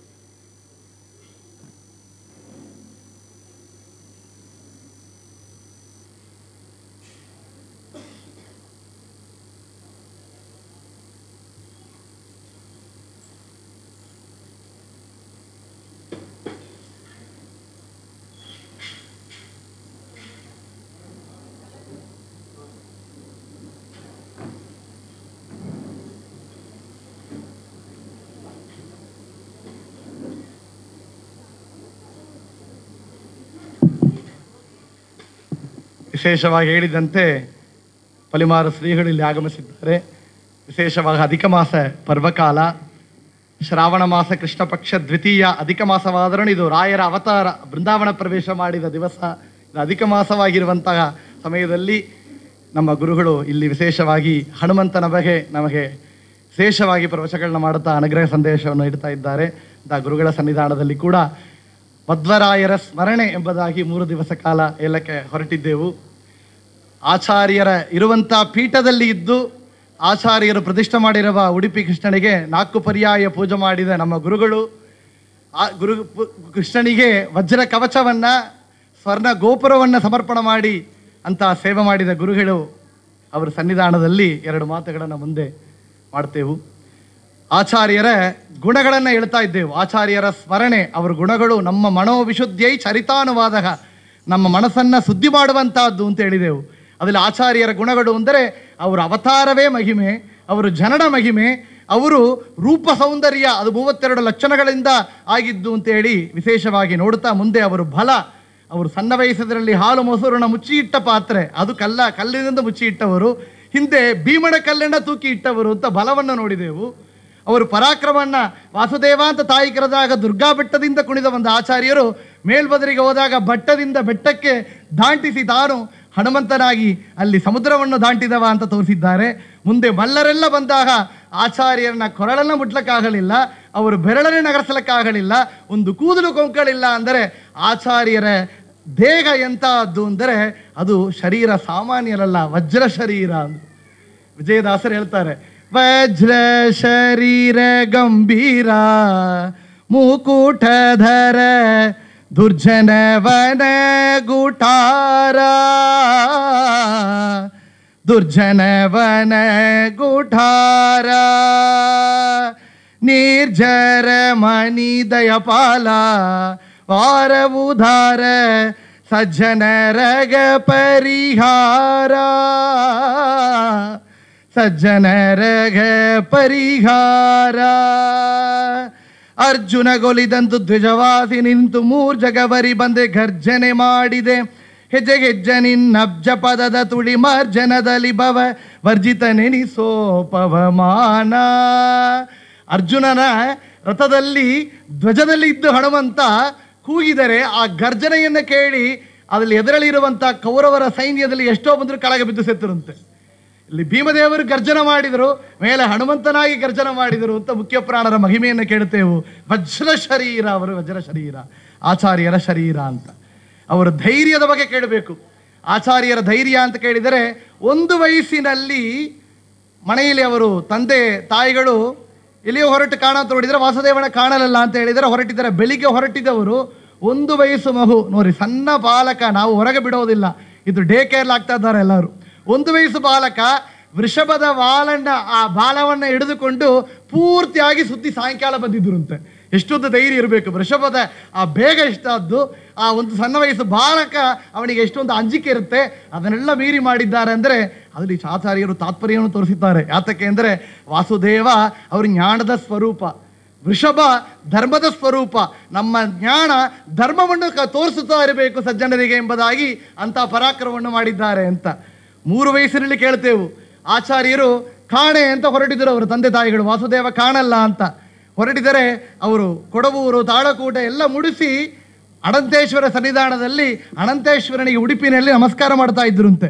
ನೋಡಿ, ಕೂಸಿನ ಕಂಡೀರ ಅಂತ ಪುರಂದರದಾಸರು ಹೇಳಿದಂತೆ ಇವರು ಸಾಮಾನ್ಯ ಕೂಸಲ್ಲ, ಇದು ಮುಖ್ಯ ಪ್ರಾಣ ಅಂತ. ಮಾಯಾವಾದಿಗಳ ಗೆದ್ದಿತು ಕೂಸು, ಮಧ್ವಮತದ ಉದ್ಧರಿಸಿತು ಕೂಸು, ಪುರಂದರ ವಿಠಲನ ದಯದಿಂದ ಕೂಸು, ಸುಮ್ಮಳೆ ಉಡುಪಿಲಿ ನಿಂತಿತು ಕೂಸು. ಕೂಸಿನ ಕಂಡೀರ, ಮುಖ್ಯ ಪ್ರಾಣನ ಕಂಡೀರ, ಬಾಲನ ಕಂಡೀರ, ಬಲವಂತನ ಕಂಡೀರ. ಸಾಮಾನ್ಯ ಕೂಸಲ್ಲ, ಇದು ಮುಖ್ಯ ಪ್ರಾಣ. ಉಡುಪಿಯಲ್ಲಿ ನಿಂತಿತು ಕೂಸು ಅಂತ. ಉಡುಪಿಯಲ್ಲಿ ನಿಂತಿದ್ರು, ನೋಡಿದರು ಮಧ್ಯಗೆ ಭಟ್ಟರು, ಎಲ್ಲಿಪ್ಪ ಹೋಗಿ ಬಂದಿದ್ರೆ. ಅಲ್ಲಲ್ಲಿ ನಾ ತನಿಯಾಗಿ ಬಂದಿಲ್ಲ, ನನ್ನ ಜೊತೆ ಭಗವಂತನೇ ಕರ್ಕೊಂಡು ಬಂದಿದ್ದು ಅಂತ 3 ವಯಸ್ಸಿನಲ್ಲಿ ಮಾಡಿದೆ ಅಂತ ಒಂದು ಪರಾಕ್ರಮಗಳು. ಮುಂದೆ ಹೇಳ್ತಾರೆ, ದುರ್ಗಾ ಬೆಟ್ಟದಿಂದ ಅಲ್ಲಿ ಬರಬೇಕಾದರೆ ಮಣಿಮಂತ ಎಂಬ ರಾಕ್ಷಸ, ನಾವು ಕೇಳ್ತೇವೆ, ಮಣಿಮಂತ ಎಂಬ ರಾಕ್ಷಸ ದೊಡ್ಡ ಸರ್ಪರೂಪವಾಗಿ ಬಂದು ಆಚಾರ್ಯನ ಕೊಳ್ಳಬೇಕು ಅಂತ ಬಂದಿದ್ದ. ಆಚಾರ್ಯರು ಅಸಾಧಾರಣವಾಗಿ ಏನೊಂದು ಅಲ್ಲಿ ಏನೊಂದೇ ಪ್ರಯತ್ನ ಪಡಲಿಲ್ಲ. ಅಲ್ಲಿ ಆಚಾರ್ಯರ ಆ ಮಣಿಮಂತ ಎಂಬ ರಾಕ್ಷಸರನ್ನ ಸರ್ಪರೂಪಲಿ ಬಂಧವನ್ನು ಕೊಂದು ತೋರಿಸುತ್ತಾರೆ. ಅಂಥ ಮಣಿಮಂತನೇ ಮುಂದೆ ಅವನ ಬರದ ಭಾಷ್ಯಗಳನ್ನು ಖಂಡನ ಮಾಡಲಿಕ್ಕೂ ಕೂಡ ಆಚಾರ್ಯರ ಅವತಾರವನ್ನು ಮಾಡಿದ್ದಾರೆ ಅಂತ ಜಗನ್ನಾಥದಾಸರು ಹರಿಕಥಾಮೃತದಲ್ಲಿ ತೋರಿಸ್ತಾ ಇದ್ದಾರೆ. ಕ್ಷಿತಿಯೊಳಗೆ ಮಣಿಮಂತ ಮೊದಲಾದತಿ ದುರಾತ್ಮರು ಒಂದಧಿಕ ವಿಂಶತಿಗೂ ಭಾಷ್ಯವ ರಚಿಸೆ ನಡುಮನ ಎಂಬ ಬ್ರಾಹ್ಮಣನ ಸತಿಯ ಜಠರೊಳದವಧರಿಸಿ ಭಾರತಿ ರಮನ ಮಧ್ವಾಪಿಧಾನದಿ ಚತುರದಶ ಲೋಕದಲ್ಲಿ ಮೆರೆದ ಪ್ರತಿಮಗುಂದಿಸುವೆ. ಶಿತಿಯೊಳಗೆ ಮಣಿಮಂತ ಮೊದಲಾದತಿ ದುರಾತ್ಮರು ಒಂದಧಿಕ ವಿಂಶತಿಗೂ ಭಾಷ್ಯವ ರಚಿಸೆ.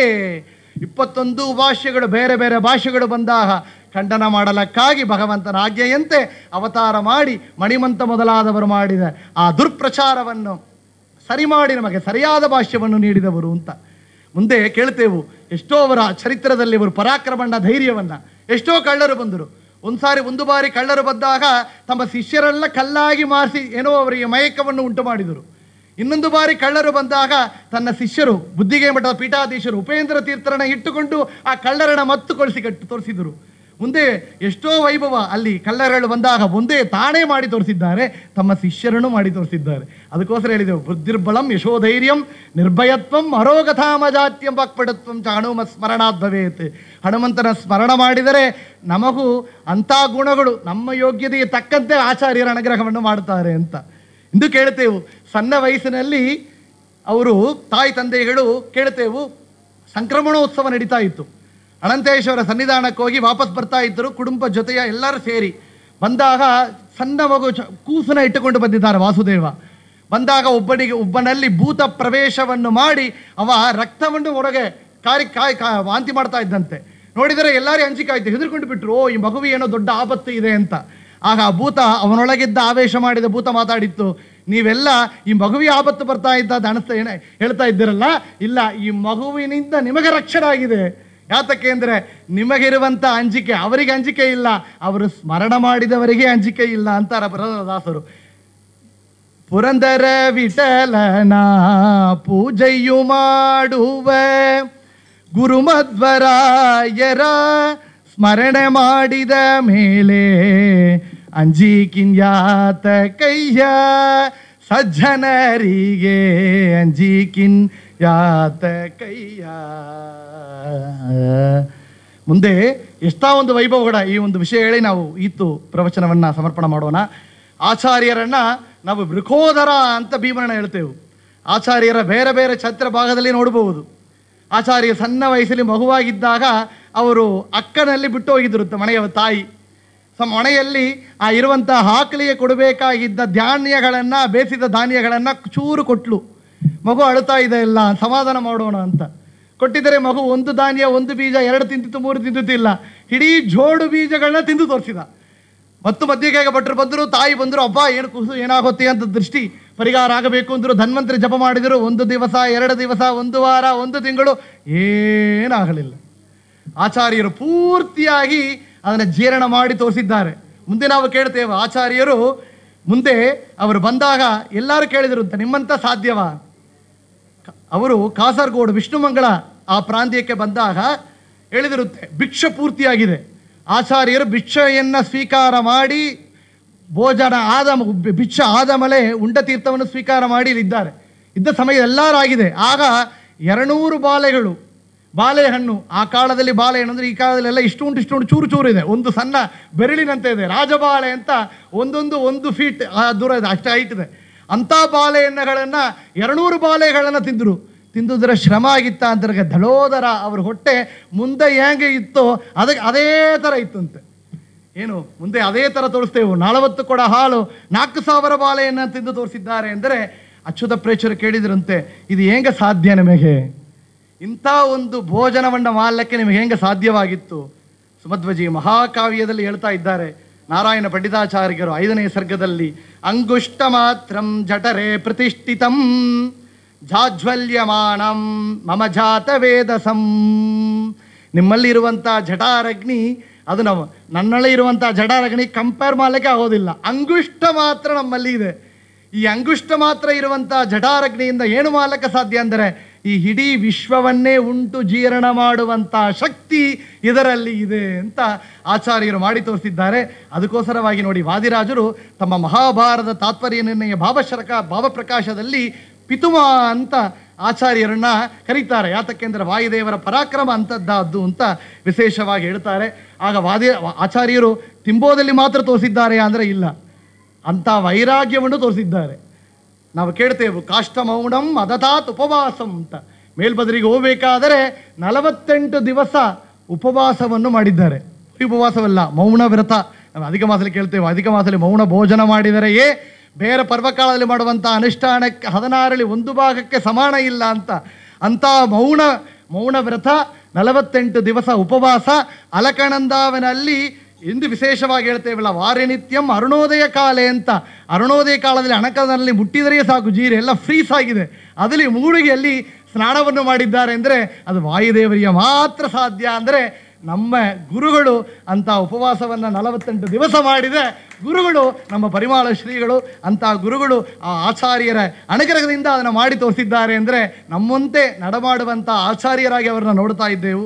ಅಂಥ ಆಚಾರ್ಯರನ್ನು ವಿಶೇಷವಾಗಿ ವಿದ್ಯಾ ಪ್ರಸನ್ನ ತೀರ್ಥರು ಹೇಳ್ತಾರೆ, ವಿಶೇಷವಾಗಿ ಕೊಂಡಾಡಿದ್ದಾರೆ ತನ್ನ ಗ್ರಂಥಗಳಲ್ಲಿ, ತನ್ನ ಕೃತಿಗಳಲ್ಲಿ ಅಂತ ನೋಡ್ತಾ ಇರೋದು. ಮುಂದೆ